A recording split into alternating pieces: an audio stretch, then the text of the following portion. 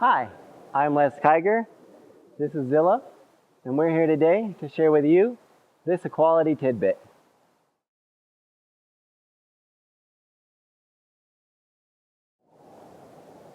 In today's tidbit, I want to share with you some basics of reinforcement theory.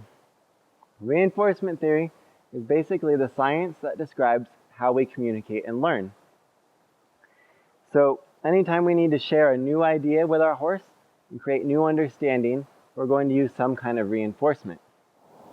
I'd like to paint a picture for you of a spectrum. In the middle we have a zone of understanding, and in that zone our horse and ourselves communicate freely, and the ideas are totally shared and understood between the both of us. So for example, Zilla understands what a feel on the lead rope means and what it means when I move away from her with that feel. So if I step this way with that feel, she comes with me because that is in our zone of understanding. That's right there in that sweet spot in the middle where we both know exactly what it means. Things like that don't need any reinforcement whatsoever. The horse understands what we're asking and we understand what we're asking. And so that understanding is the reinforcement in and of itself. Understanding, knowing what's going on, is the most powerful form of reinforcement that there is. Every creature is genetically hardwired by evolution to want that understanding of the situation and the environment and the communication. Where we need a stronger reinforcement tool, like pressure and release or positive reinforcement, is when our horse and we are outside of that zone of understanding. And we need to move that concept from the edges into the middle so that we both know what's going on. So say, for example, that I needed to communicate with her about backing up, and she didn't understand that yet. If I wanted to do that with negative reinforcement, which is pressure and release, and the negative here isn't negative in a bad way, it's just negative in a subtractive sense, a mathematical sense of taking something away. I could put on a little bit of pressure backwards on her halter.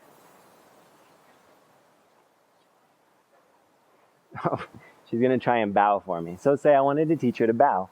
Put a little bit of pressure backwards on her halter and then release it when she starts to do that bow.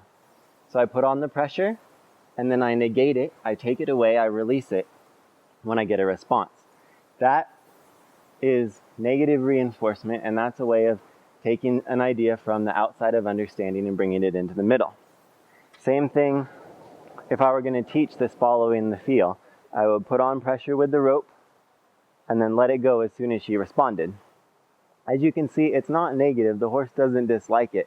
The negative is just a description of the mathematics of the process.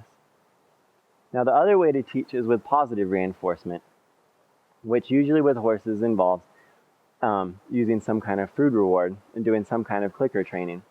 Now, we'll get into the details of how the click works and all of that in a later video, but for now, we'll just do a brief example. So say I wanted to do this same bow with Zilla. No, I take that back. We're going to do something easy so it'll show quickly. So the same idea of following me and sticking with me as I move away. So I'm going to make sure that I'm not putting any pressure on, and I'm going to go, and I'm going to click when she starts to give the idea. The click marks the behavior, and then the treat reinforces.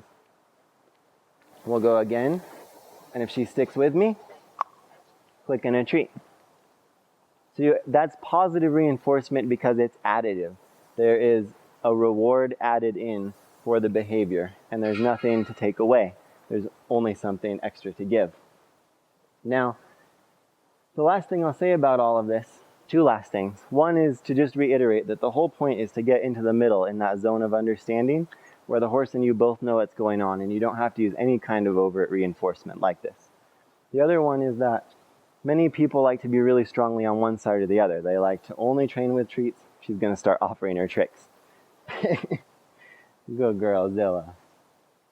Or they like to only train with pressure and release.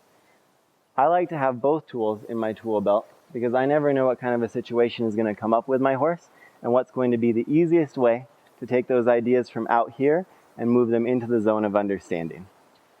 So that's just a basic primer on reinforcement theory to help you start integrating that understanding in your work with your horse.